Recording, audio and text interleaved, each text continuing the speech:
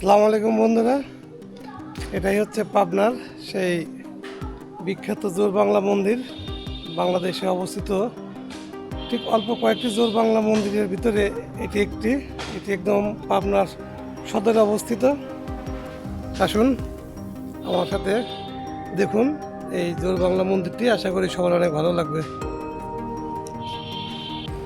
আসসালামু আলাইকুম বন্ধুরা, ভাইট সুইদ নাহিদের নতুন আরও একটি ভিডিওতে আপনাদেরকে স্বাগত জানাচ্ছি। আমি নাহিদ, আশা করি সকলে ভালো আছেন।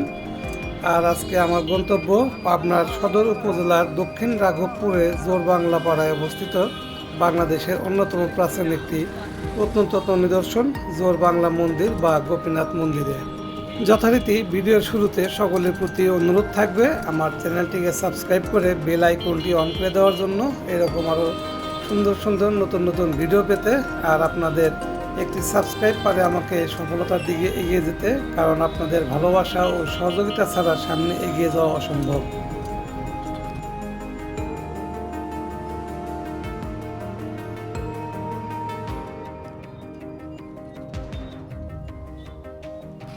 সারা বাংলাদেশ থেকে বাস যোগে সহজেই কিন্তু পাবনা শহরে আসা যায়। আর এই মন্দিরটি কিন্তু একদম পাবনার প্রাণকেন্দ্রে অবস্থিত।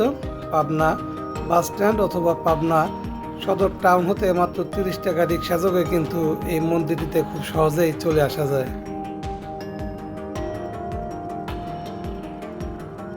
বর্তমানে মন্দিরটি বাংলাদেশ প্রত্নতত্ত্ব অধিদপ্তরের তালিকাভুক্ত নিদর্শন। আর গেটটি তালা দেওয়া থাকার কারণে দেয়াল টপকে ভিতরে ঢুকতে হলো।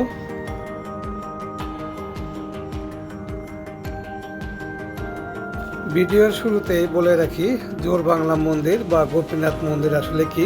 জোর বাংলা মন্দির হলো প্রাচীন বাংলার স্থাপত্য রীতির এক বিশেষ নিদর্শন, যেখানে দোতলা ঘর পাশাপাশি যুক্ত হয়ে একটি মন্দির তৈরি করে।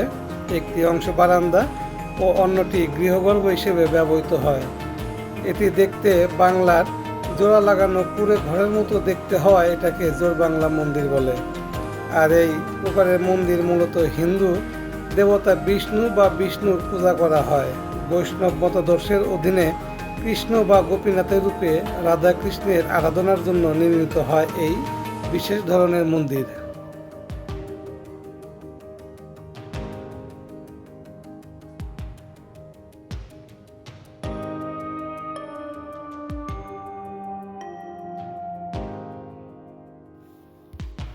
মন্দিরের সম্মুখভাগের খিলানগুলির উপরে টেরাকোটার ফলকগুলোতে রাম ও রাবণের সৈন্যবাহিনীর মধ্যকার যুদ্ধের চিত্র খোদাই করা ছিল, যা বর্তমানে অনেকটাই ক্ষতিগ্রস্ত হয়েছে। অল্প কিছু টেরাকোটার কাজের নকশা এখন দেখা যায়, যার ম্যাক্সিমাম অংশই কিন্তু এখন ক্ষয় হয়ে গেছে।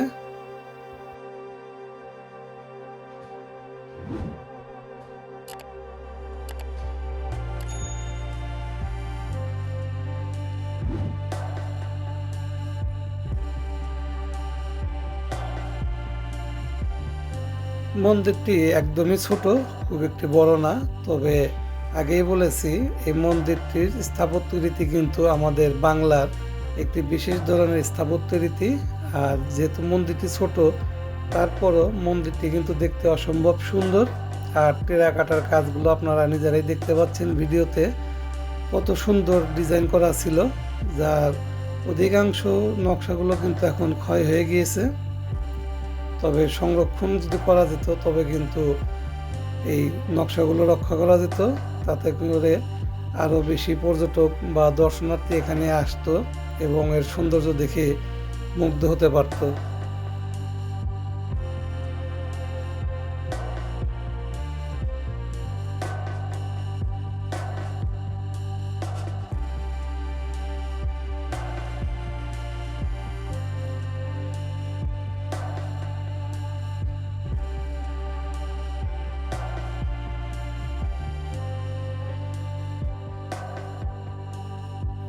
যদিও মন্দিরটি প্রত্নতত্ত্ব অধিদপ্তরের আওতাধীন, তারপরও এর গেটটি তালা দেওয়া থাকে।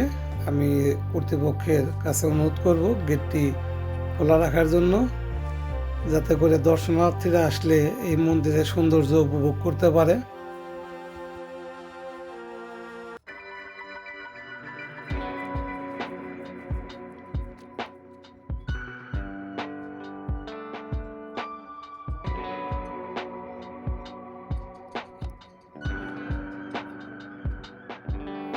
তবে সবচেয়ে মজার বিষয় হচ্ছে এই মন্দিরের সঠিক ইতিহাস কিন্তু আজ পর্যন্ত জানা যায়নি, বা কোনো শিলালিপি না থাকার কারণে বলা মুশকিল আসলে কোন সময়ে বা কোন ব্যক্তির উদ্যোগে নির্মিত হয়েছিল এই মন্দিরটি। তবে স্থানীয় জনশ্রুতি অনুযায়ী মন্দিরটি 1800 থেকে 1900 শতকের মাঝামাঝিতে নির্মিত হয়েছিল।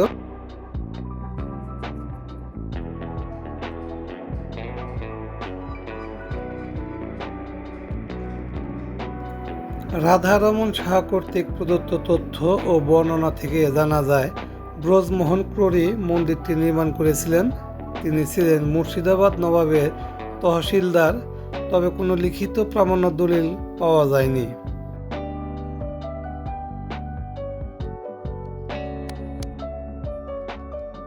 1897 খ্রিস্টাব্দে আসামে 8.2 থেকে 8.3 মাত্রার যে ভূমিকম্প হয়েছিল তাতে মন্দিরটির ব্যাপক ক্ষতি হয়েছিল। রাধারমন সাহা রচিত পাবনা জেলার ইতিহাস গ্রন্থের তথ্য অনুযায়ী এখানে গোপীনাথের মূর্তি ছিল এবং নিয়মিত তার পূজা হতো, এবং সে কারণে এটি গোপীনাথের মন্দির হিসেবে পরিচিতি পায়। 1910 সালে মূর্তিটি পাবনার কালী মন্দিরে সরিয়ে নেওয়া হয় এবং সেটা এখনও ওখানেই আছে।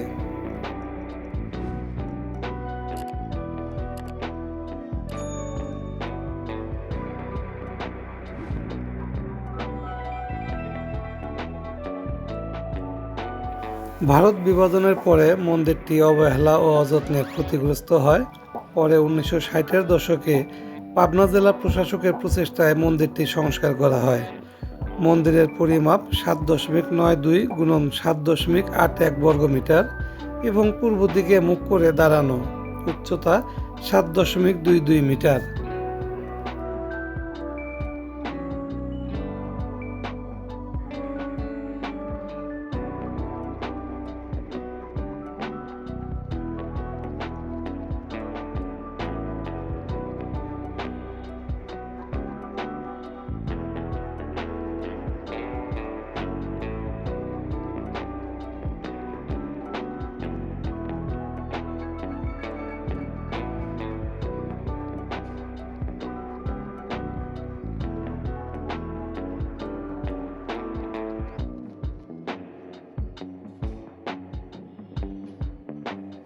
প্রিয় ভিউয়ার্স, আজকের মতো এ পর্যন্তই।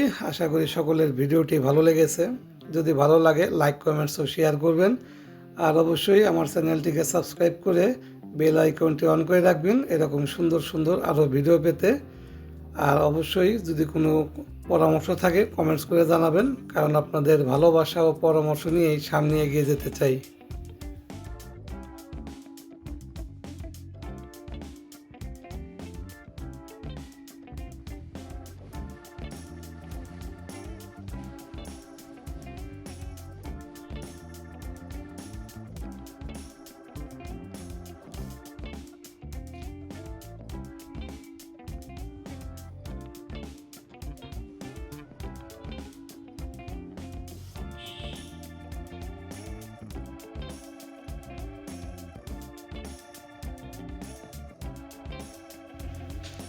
সবশেষে সবার কাছে একটু অনুরোধ থাকবে, আপনার পরিবার এবং সন্তানদের নিয়ে এদিক ওদিক ঘুরে বেড়ান।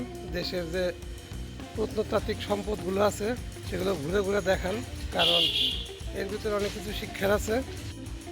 কারণ নিজের দেশকে ভালোবাসতে হবে, নিজের দেশের ইতিহাসকে জানতে হবে এবং নিজের দেশের প্রকৃতি সম্পর্কে ধারণা থাকতে হবে। আশা করি সবাই পরিবারকে নিয়ে ঘুরে বেড়াবেন। নিজের দেশকে দেখুন, নিজের দেশকে চিনুন ও জানুন। সুস্থ বিনোদন আত্মার খোরাক, তাই পরিবারকে সময় দিন, কারণ সুস্থ বিনোদন পরিবারের বন্ধনকে অটুট ও মজবুত করে।